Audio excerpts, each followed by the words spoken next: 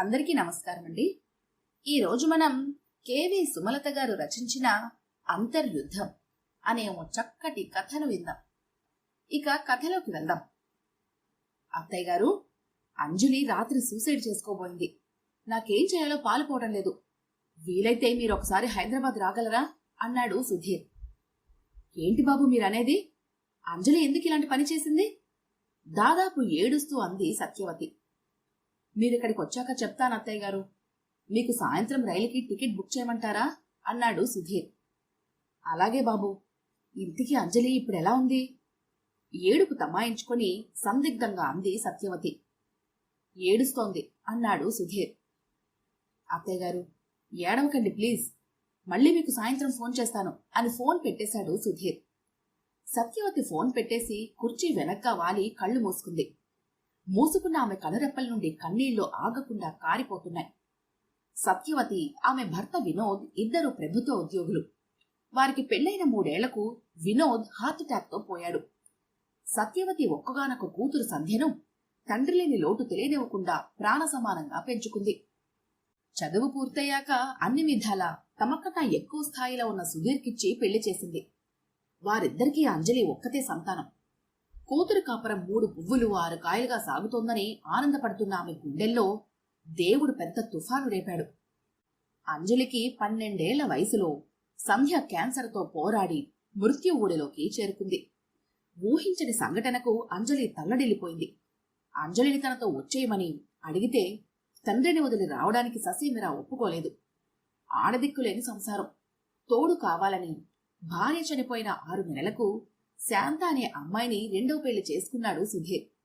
ఆ విషయం సత్యవతికి బాధ కలిగించినా పరిస్థితులతో రాజీ పడక తప్పదని తనకు తాను సర్ది చెప్పుకుంటూ మనవరాలికి కూడా నచ్చచెప్పింది. తెల్లవారుజామున సికింద్రాబాద్ స్టేషన్లో ఆగిన రైల్లో నుండి దిగుతున్న సత్యవతికి ఎదురుగా ప్లాట్ఫామ్ మీద నిలబడి సుధీర్ కనిపించాడు. ప్రయాణం ఎలా జరిగింది అత్తయ్య గారు అంటూ ఆవిడ చేతిలో ఉన్న బ్యాగ్ అందుకున్నాడు. బాగానే జరిగింది బాబు అంది సత్యవతి. ఇద్దరూ కలిసి కారు వైపు నడుస్తున్నారు. అల్లుడు గారు, అంజలి ఎలా ఉంది అంది సత్యవతి. గదిలో నుండి బయటకు రాకుండా ఒక్కతే లోపలే ఉంది. పగలు రాత్రి కాపలా కాయాల్సి వస్తోంది చిన్నగా అన్నాడు సుధీర్. అసలెందుకింత పిచ్చి పని చేసింది? ఆదుర్దాగా అంది సత్యవతి. మీరిక్కడే ఉండండి, పార్కింగ్లో నుండి కారు తెస్తాను అంటూ వెళ్లాడు సుధీర్. సుధీర్ కాసేపట్లో కారు తీసుకుని రాగానే సత్యవతి వెనక సీట్లో కూర్చుంది. కారు మెల్లగా గమ్యం వైపు సాగుతోంది.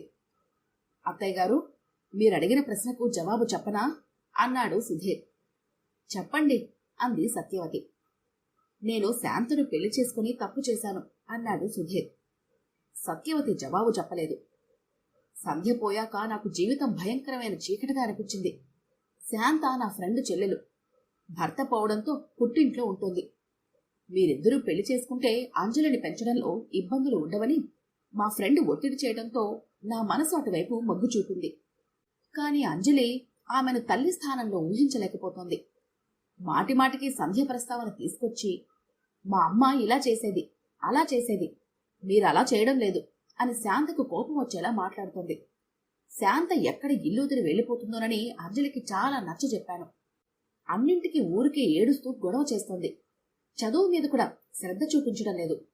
అందుకే 2 రోజుల క్రితం బలవంతంగా హాస్టల్లో చేర్పించాను అన్నాడు సుధీర్. అంజలిని హాస్టల్లో చేర్పించారా? ఎంత పని చేశారు బాబు. అమ్మ దూరవై అల్లాడుతున్న బిడ్డను అక్కును చేర్చుకోకుండా హాస్టల్లో చేర్పించారా?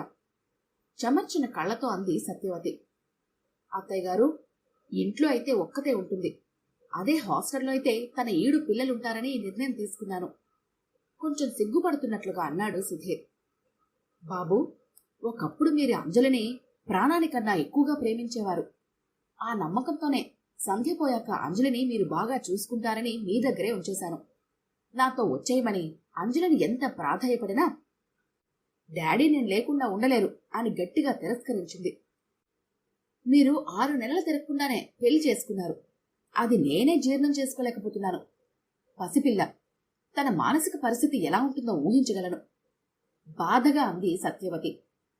అత్తయ్య గారు, నాకు సంధ్య అన్న అంజలి అన్న చాలా ఇష్టమన్నది పచ్చి నిజం. శాంతను చేసుకుంటే ఇంటికి అంజలికి తోడుగా ఉంటుందని ఆశించాను. కాని అంజలి పూర్తిగా శాంతను వ్యతిరేకిస్తోంది. గత్యంతరం లేక కొంతకాలం హాస్టల్లో ఉంటే పరిస్థితి సర్దుకుంటుందని చేర్పించాను అన్నాడు సుధీర్. అసలే ఒంటరితనంతో బాధపడుతున్న పిల్లను మీరు మరింత ఒంటరిని చేశారు. ఇప్పుడు నాకంతా అర్థమైంది బాబు, జేరగా అంది సత్యవతి. మీరొక్కరే అంజలికి సర్ది చెప్పగలరు, నాకు తెలుసు అన్నాడు సుధీర్. సత్యవతి మాట్లాడకుండా కారుతున్న కన్నీటిని తుడుచుకుంది. కాసేపట్లో కారు ఇంటి ముందు ఆగింది. ఇద్దరూ కారు దిగి లోపలికి వెళ్లారు. సత్యవతి గబగబా అంజలి గదివైపు నడిచింది. తలుపులు తెరిచే ఉన్నాయి. శాంత అక్కడే కూర్చుని పేపర్ చదువుతోంది. వీళ్లను చూడగానే లేచి ఎదురొచ్చి సుధీర్ చేతిలోని బ్యాగ్ అందుకుంటూ సత్యవతి వైపు చూసి పలకరింపుగా నవ్వింది. ఆవిడ బదులుగా నవ్వనట్లు పెదవులు కదిపి మనవరాల వైపు తిరిగింది. అంజలి అలికిడిని ఏమాత్రం పట్టించుకోకుండా గోడ వైపు చూస్తోంది. అంజు! అంజలి ఆ పిలుపుకి నిదానంగా తల తిప్పి చూసింది. 2 క్షణాల తర్వాత ఆమె కళ్లల్లో చిన్న మెరుపు కనిపించింది. సత్యవతి దగ్గరకొచ్చి అంజలి పక్కన కూర్చుని మీద చెయ్యి వేసింది. సుధీర్, శాంత తలుపులు దగ్గరికేసి అక్కడి నుండి వెళ్లిపోయారు. అమ్మమ్మా! మెల్లగా పిలిచింది అంజలి. ఆమె కళ్లల్లో తడి కనిపిస్తోంది. నా బంగారు తల్లి అంటూ వంగి ముద్దు పెట్టుకుంది సత్యవతి. అంజలి ఆమె చెయ్యి గట్టిగా పట్టుకుని దగ్గరకు లాక్కుంది. అమ్మమ్మా, నాకు బతకాలని లేదు ఏడుస్తోంది అంజలి. ఎందుకని తల్లి? లాలనగా అడిగింది సత్యవతి. నేను ఎవరికీ అవసరం లేదు, ఒంటరిగా మిగిలిపోయాను వెక్కుతూ అంది అంజలి. నాకన్నా ఒంటరిగానా? అంది సత్యవతి. అంజలి ఒక్కసారిగా ఏడుపు ఆపేసి ఆమె వైపు చూసింది. చెప్పమ్మా, నువ్వు నాకన్నా ఒంటరివా? రెట్టించింది సత్యవతి. అది కాదమ్మమ్మా, నీళ్లు నమిలింది అంజలి. అసలు నీ మనసులో ఉన్న బాధేమిటో నాకు చెప్పు తల్లి అని మనవరాలి తల నిమిరింది సత్యవతి. అంజలి తన గుండెల్లో గూడు కట్టుకున్న దిగులు విప్పసాగింది. అంజు, ఈవిడ నీకు అమ్మలాంటిది. నువ్వు అమ్మ కోసం ఏడుస్తున్నావని కొత్త అమ్మను తెచ్చాను. పిన్ని అని పిలవకుండా అమ్మ అని పిలిస్తే చాలా బావుంటుంది. నీకేం కావాలన్నా మొహమాట పడకుండా తనను అడగచ్చు. అంజలి మెడ చుట్టూ చేతులు వేసి దగ్గరికి లాక్కుంటూ ప్రేమగా అన్నాడు సుధీర్. సుధీర్ మాటలకు అంజలి ముఖంలో రంగులు మారాయి. తండ్రి చేతుల నుండి వెనక్కు తిరిగి శాంత వైపు చూసింది. మితిమీరిన అలంకరణతో ఉన్న శాంతను తల్లితో పోల్చటం ఆమెకు నచ్చలేదు. ఎప్పుడూ నవ్వుతూ సౌమ్యంగా ఉండే సంధ్య ఆమె కళ్ల ముందు ప్రత్యక్షమైంది. అమ్మ అలంకరణ లేకుండానే అందరినీ ఆకట్టుకునేది. ఈవిడను అమ్మతో పోల్చడమేంటి అనుకుని మౌనంగా అక్కడి నుండి వెళ్ళిపోయింది అంజలి. ఈ రోజు నుండి నువ్వు నీ రూంలో పడుకో. పెద్దదానం అవుతున్నావు కదా, ఇక నుండి ఒక్కదానివి పడుకోవటం అలవాటు చేసుకో. ఎప్పటిలా పడుకోవడానికి గదిలోకి వచ్చిన అంజలితో అన్నాడు సుధీర్. సంధ్య ఉన్నంతకాలం అంజలి నిద్రపోయేదాకా అమ్మానాన్నలతో కబుర్లు చెబుతూ ఇద్దరి మధ్య పడుకునేది. తల్లి పోయాక తండ్రి దగ్గర పడుకునేది. ఇప్పుడు ప్రత్యేకంగా వేరుగా పడుకోమనగానే తల్లికి పినతల్లికి తేడా ఆమెకు తెలిసింది.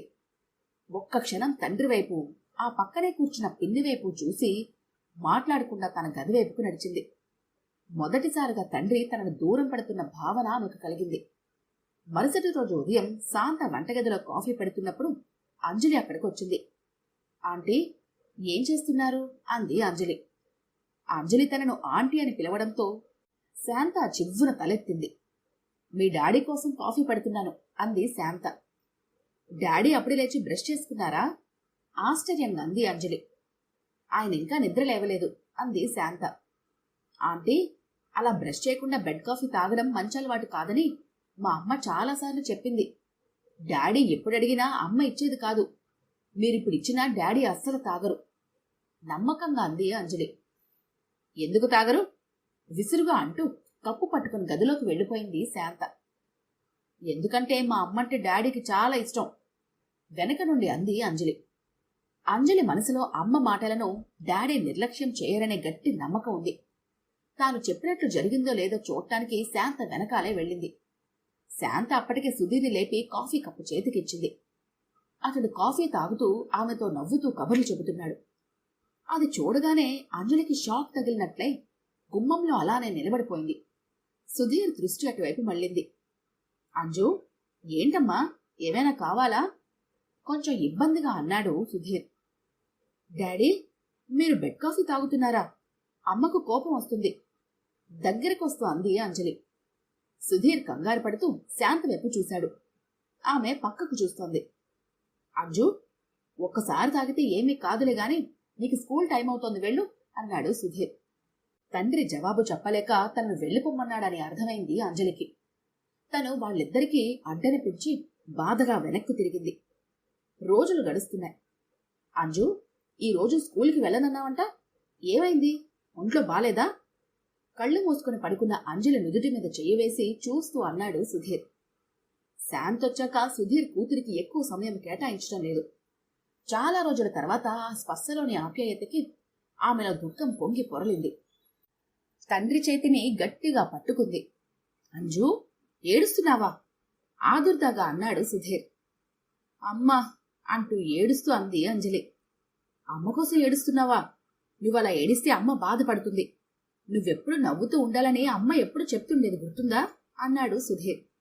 అంజలి ఏడుపు నియంత్రించుకునే ప్రయత్నం చేస్తోంది. అప్పుడే అక్కడకు శాంత వచ్చింది.